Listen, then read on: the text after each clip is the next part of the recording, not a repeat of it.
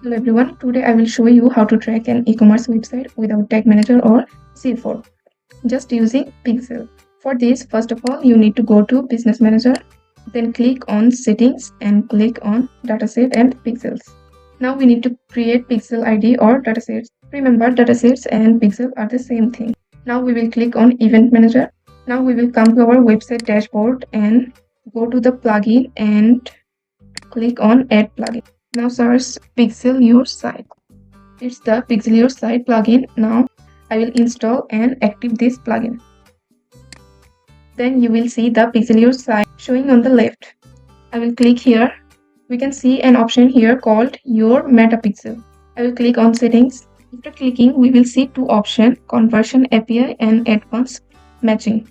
We must enable this option. Now they are asking for Metapixel ID, API token and code. We will find this in Business Manager. Click on Settings. Here is our dataset ID. I will copy the dataset ID and paste it here. Okay, now Conversion API. Go to Business Manager and scroll down. Now click on Generate Access Token. I will copy the token that is here. Now paste here. Okay, test event code. Go back and click on test events. Now copy the test code and paste it here.